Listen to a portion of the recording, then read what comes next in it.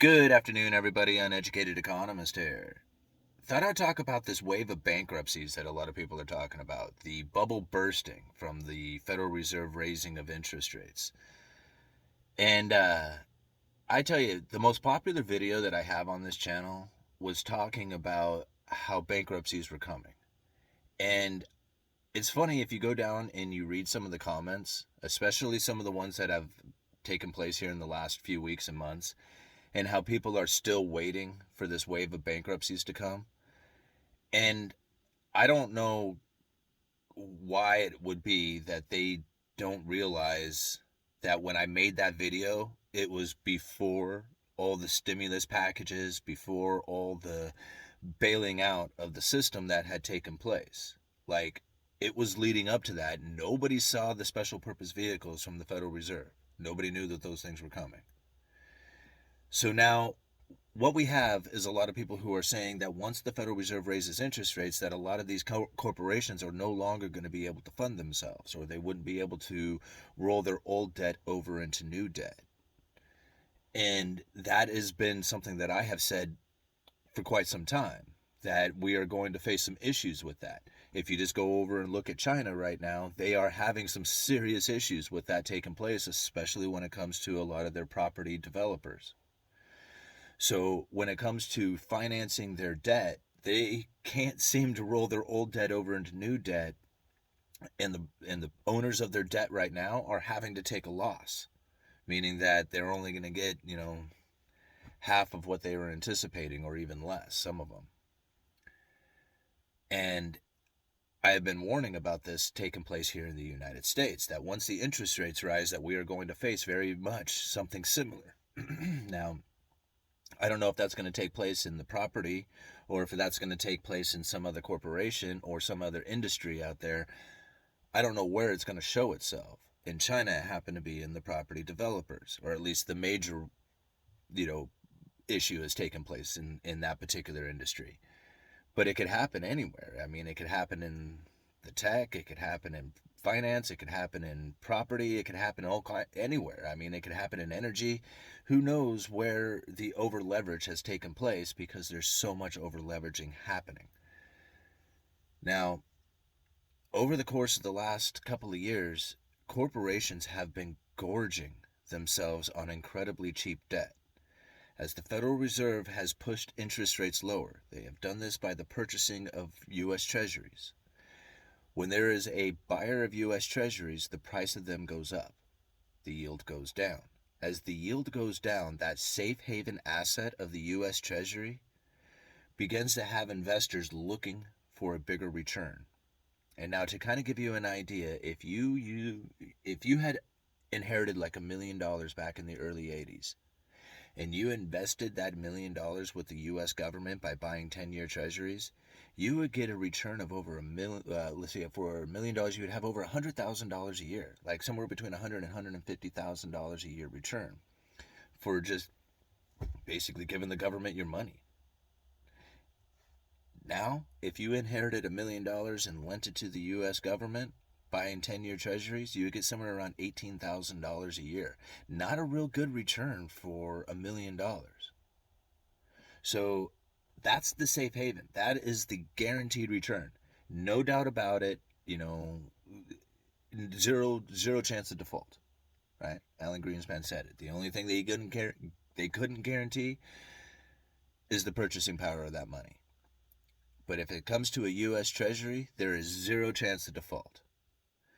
But with the yield being as low as it was, the return is so diminished that these investors are now searching for higher yield. And when you leave the U.S. Treasury, you are taking on risk. And the higher the yield, the bigger the risk. And with the yield being as low as it is across the board, I mean, all these corporations, all these municipalities, all these people out there who are taking out debt, they keep driving these yields down as the debt prices, as the bond prices go up. Now, that's something that's kind of like, if you're not familiar with bonds, bond prices go up, yields go down. They work inversely to each other. So all these corporations have been able to sell their bonds super cheap, and they're taking on all this cash, and they're buying back their own stock. And this is causing the stock market to rise. At the same time that these yields are being driven down by the governments and the Federal Reserve stimulus programs that they work together with, they're not only handing out all the stimulus checks for people to go out there and spend their money at these corporations, but the people who didn't need to spend the money on stuff invested it with these companies and drove the stock prices even higher.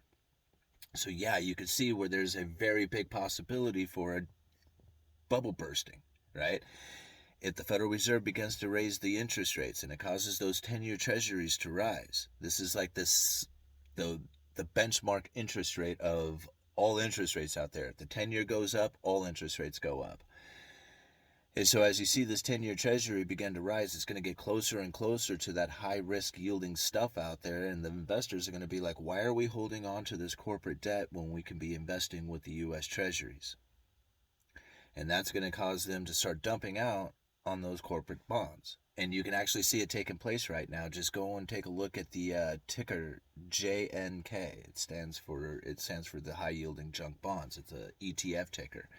And you can see it's dropping dramatically right now. And it's probably going to continue to drop as the interest rates are perceived to go higher. See, like right now, the Federal Reserve hasn't acted yet. They haven't done anything with interest rates, but everybody is anticipating this rise of interest rates. And so they're moving already. And they're getting out of that high-yielding stuff. They know that the stuff is going to start dropping in price, and the yields are going to start going up. And if the yields start going up and the bond prices drop, then all the people who are holding on to these bonds, they're going to start losing out.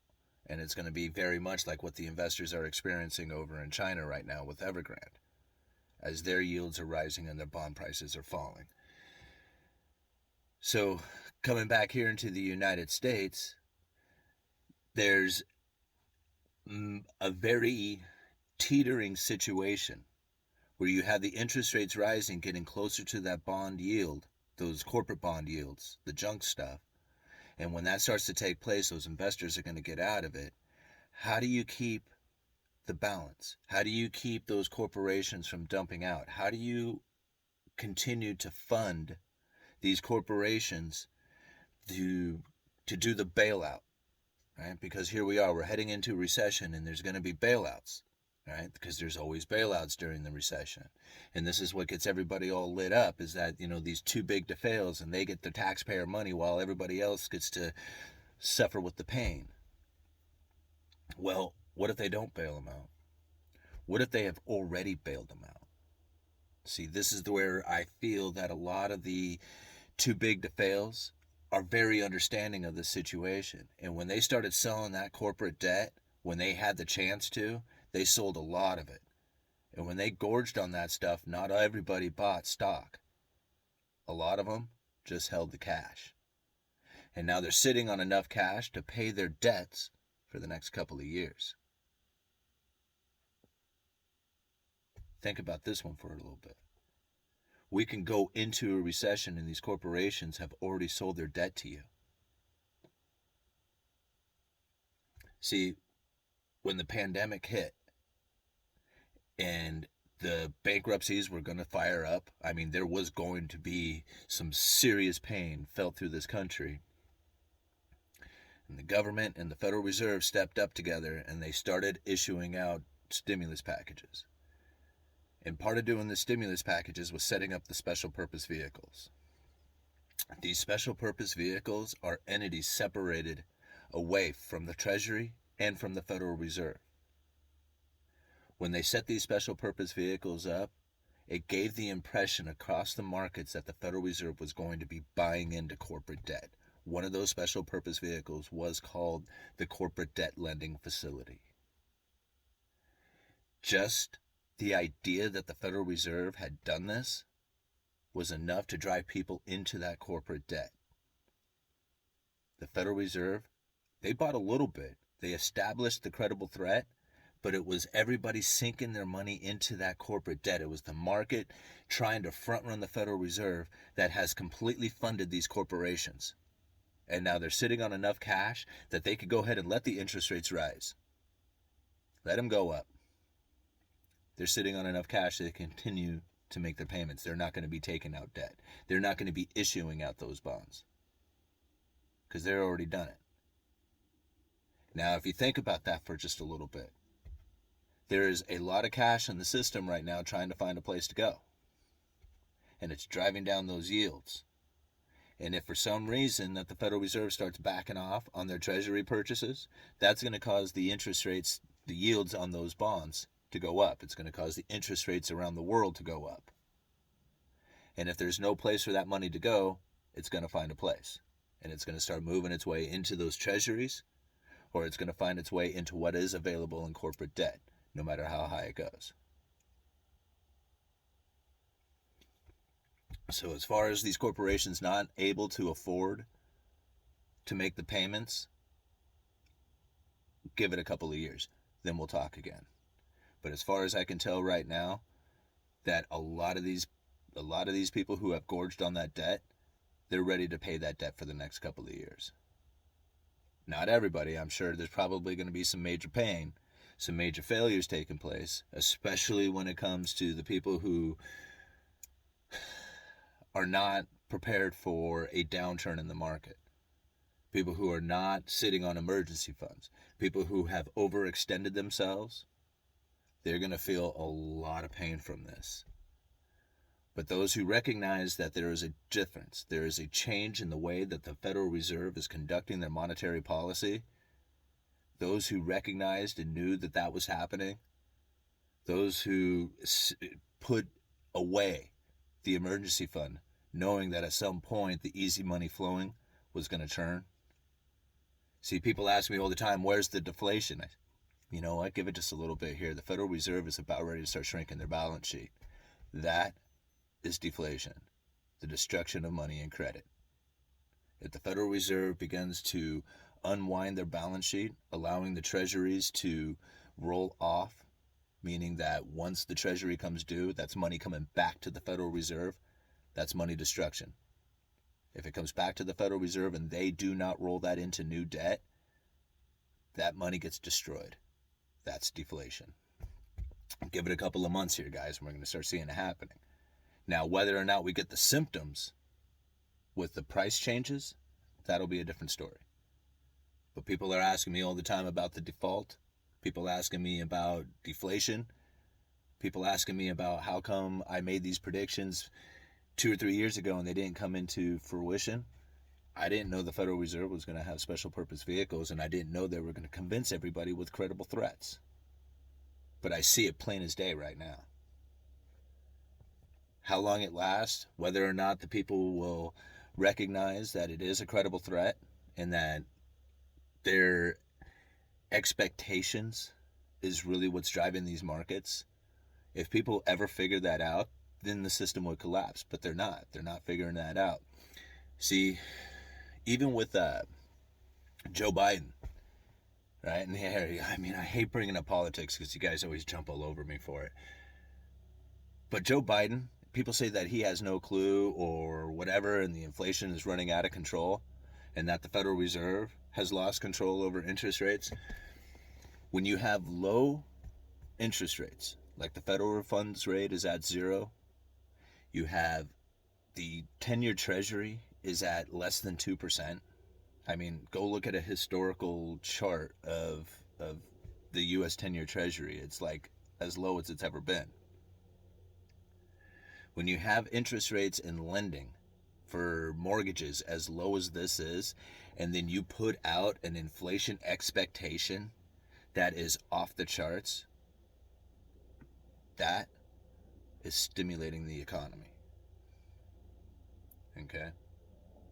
So the more people think that Joe Biden is foolish, that he doesn't know what he's doing, that Jerome Powell is made a mistake and late to the game, everybody who keeps pushing this inflation narrative, this idea that we are going to have continuing inflation for the foreseeable future and that there is no reversal to this idea, they are actually pushing the degree of monetary stimulus up. If you continue to keep the interest rates low and you push that inflation narrative up like that, then you will have a monetary stimulus effect from that. Because as the interest rates drop, and the inflation expectation rises, people can spend their money now, save that purchasing power instead of losing it to an inflation expectation that's coming into the future. I got the cat sitting on the hood right here.